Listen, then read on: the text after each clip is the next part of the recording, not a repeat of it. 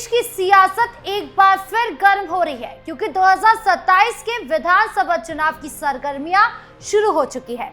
एक तरफ मुख्यमंत्री योगी आदित्यनाथ अपनी बुलडोजर बाबा वाली छवि के साथ हुंकार भर रहे हैं, तो वहीं दूसरी तरफ बसपा सुप्रीमो मायावती मैदान में उतरने को बेताब है।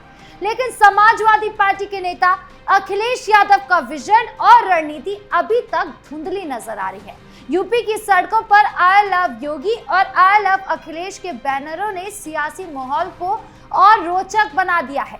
जहां योगी के समर्थक उनकी सख्त छवि और बरेली हिंसा पर उनके कड़े रुख की तारीफ कर रहे हैं, तो वहीं दूसरी तरफ अखिलेश के बैनर उनके कार्यकर्ताओं की कोशिशों का नतीजा लग रहे हैं। तो क्या कुछ चल रहा है यूपी की सियासत में, जानेंगे विस्तार से। साथ ही ये भी जानेंगे कि यूपी की इस जंग में कौन कितना भारी पड़ रहा है।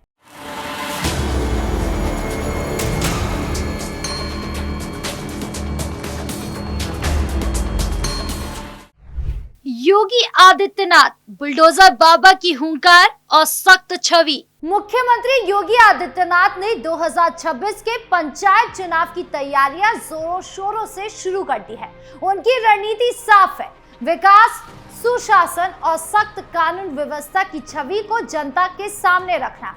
हाल ही में उन्होंने सभी 75 जिलों के जिला पंचायत अध्यक्षों के साथ वर्चुअल बैठक की, जिसमें उन्होंने 2026 के पंचायत चुनाव को विधानसभा चुनाव का सेमीफाइनल करार दिया। योगी ने पंचायत स्तर पर संगठन को मजबूत करने और ग्रामीण क्षेत्रों में विकास कार्य को तेज करने का निर्देश दिया। उनकी सरकार का फोकस विकसित उत्तर प्रदेश विजन 2047 पर है, जिसके तहत लखनऊ में आयोजित एक कार्यक्रम में उन्होंने बुनियादी ढांचे, शिक्षा और निवेश नीतियों पर जोर दिया। योगी ने कहा, हमने यूपी को माफिया और अराजकता से मुक्त किया है। पहले हर जिले में माफिया थे, अब हमने उन्हें सबक सिखाया है। ये बयान बरेली हिंसा के संदर्भ में था, जहां आई लव मोहम्मद प्रदर्शन के दौरान हिंसा भड़क उठी थी। योगी ने मौलाना तौकीर रजा को चेतावनी देते हुए कहा कि कुछ लोग भूल गए हैं कि यूपी में अब किसकी सरकार है। हमने ऐसा सबक सिखाया है कि आने वाली पीढ़ियां दंगा करने से पहले 100 बार सोचेगी। जिसने भी कानून को हाथ में लेने का प्रयास किया, जो भी राह चलते हुए राहगीर पर हमला करेगा, जो भी बेटी की सुरक्षा पे सेंध लगाने का कार्य करेगा और जो भी व्यापारिक प्रतिष्ठानों में आगजनी करने का दुस्साहस करेगा, जो भी पर्व और त्योहारों में उपद्रव करेगा, उसको हम पहले से इस बारे में कह देंगे कि उसको बिना मांगे जहन्नुम में जाने का टिकट हम काट करके दिला देंगे।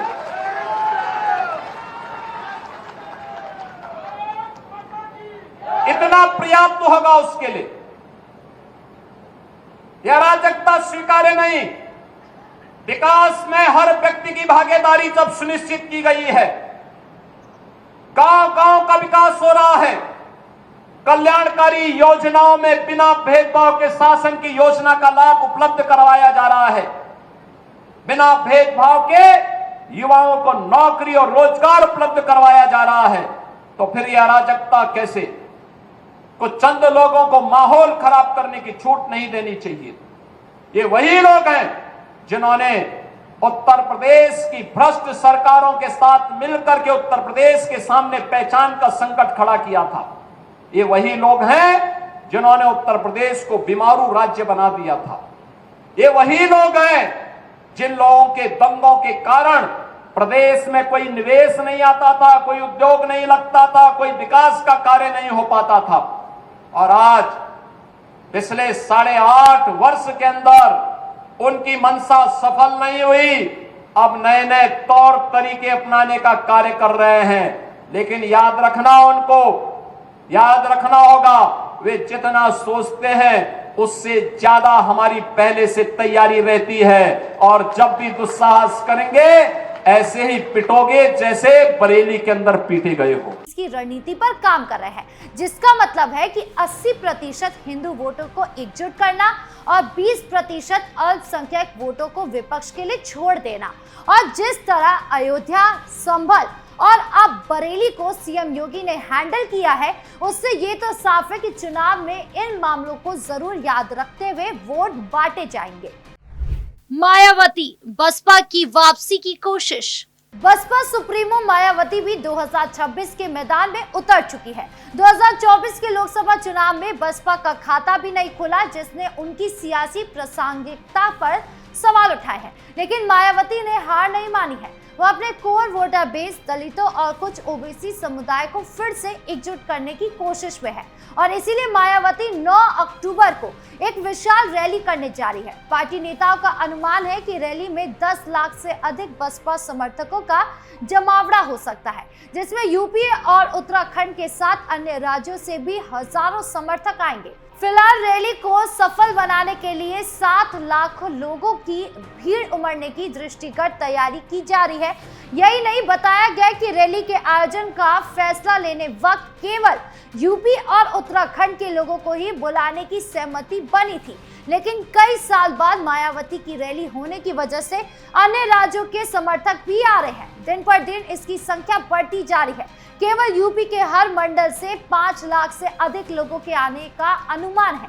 ऐसे में ये सवाल है कि ये मायावती की ये मेगा रैली कुछ असर चुनाव पर कर पाएगी। मायावती ने हाल ही में कई रैलियों में बीजेपी और सपा दोनों पर निशाना साधा। उन्होंने योगी सरकार पर दलितों के खिलाफ भेदभाव और सपा पर जंगल राज की याद दिलाने का आरोप लगाया। मायावती की रणनीति में सामाजिक समीकरणों को फिर से मजबूत करना शामिल है। वो दलित मुस्लिम गठजोड़ को पूर्ण जड़न देने की कोशिश कर रही है, जो 2007 में उनकी जीत का आधार था। इसके लिए उन्होंने मुस्लिम नेताओं के साथ बैठकें शुरू की और संभल और बरेली जैसे क्षेत्रों में अल्पसंख्यक समुदाय के बीच अपनी पैठ बढ़ाने की कोशिश कर रही है। हालांकि मायावती के सामने कई चुनौतियां हैं। पहली, बसपा का संगठन पहले जितना मजबूत नहीं रहा। 2022 के विधानसभा चुनाव में बसपा केवल 1 सीट जीत पाई थी और 2024 के लोकसभा चुनाव से उनका प्रदर्शन और खराब रहा। दूसरी, दलित वोटरों का एक हिस्सा सपा और बीजेपी की ओर खिसक गया। सपा की पीडीए यानी पिछड़ा दलित अल्पसंख्यक रणनीति ने मायावती के वोट बैंक में सेंध लगाई है, जबकि बीजेपी ने गैर जाटव दलितों को अपनी ओर खींचने में सफलता पाई है। फिर भी इस मेगा रैली और मायावती की सियासी अनुभव उनकी जमीनी पकड़ को कम नहीं आंका जा सकता है। अखिलेश यादव असमंजस में सपा और धुंधला विजन।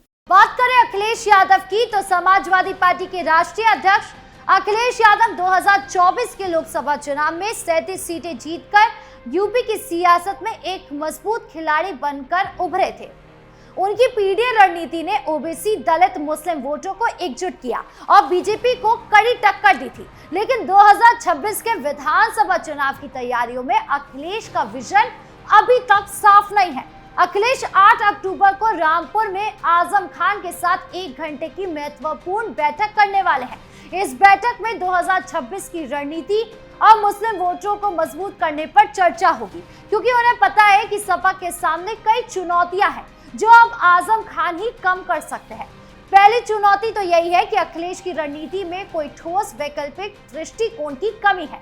जहां योगी विकास और कानून व्यवस्था पर जोर दे रहे हैं, वही अखिलेश की आलोचनाएं ज्यादातर बीजेपी के खिलाफ केंद्रित है। बिना किसी स्पष्ट विकास मॉडल के आई लव अखिलेश के बैनर तो लग रहे हैं, लेकिन केवल सपा कार्यालयों के बाहर इन बैनरों को सपा कार्यकर्ता द्वारा लगाया जा रहा है, जो योगी के समर्थकों द्वारा आई लव योगी बैनरों से कम प्रभावी लगता है, क्योंकि वो अपनी मर्जी से लगा रहे हैं और सपाई अपनी मर्जी से। बरेली हिंसा के बाद अखिलेश ने योगी पर निशाना साधा। उनकी biopic Ajay the untold story of a Yogi पर तंज कसा, कहते हुए कि फिल्म स्क्रीन पर फ्लॉप हो गई, लेकिन डायलॉग बाजी अभी भी जारी है। उन्होंने ये भी कहा कि 2024 में जनता ने बीजेपी को खारिज किया है और 2027 में वो उनकी अहंकार को खत्म करेंगे, लेकिन ये तंज सियासी हलकों में ज्यादा असर नहीं छोड़ पाया। सपा के अंदर भी असंतोष की खबरें हैं। कुछ नेता अखिलेश के माइक्रो मैनेजमेंट और फैसले लेने की शैली से नाखुश है। इसके अलावा इंडिया गठबंधन में कांग्रेस के साथ तालमेल की कमी सपा के लिए मुश्किलें खड़ी कर सकती है, यानी विजन क्लियर नहीं है। तो कुल मिलाकर लोकप्रियता के मामले में योगी फिलहाल सबसे आगे दिख रहे हैं। 2022 के एक ओपिनियन पोल में 47% लोगों ने योगी को सीएम योगी के रूप में पसंद किया, जबकि अखिलेश को 35% और मायावती को 9% समर्थन मिला। योगी की सख्त छवि, हिंदुत्व और विकास कार्यों ने उन्हें बीजेपी के कोर वोटरों के बीच मजबूत बताया। अखिलेश की पीडीए रणनीति ने 2024 में काम किया, लेकिन विधानसभा चुनाव ने इसे दोहराना उनके लिए चुनौतीपूर्ण होगा। मायावती की लोकप्रियता भले ही कम हो, लेकिन दलित वोटरों में उनकी पकड़ अभी भी बनी हुई है। अब ऐसे में कौन जीतेगा, ये आने वाला वक्त ही बताएगा। आपकी इस पूरे मामले को लेकर क्या राय है, कमेंट बॉक्स में जरूर बताएं। धन्यवाद।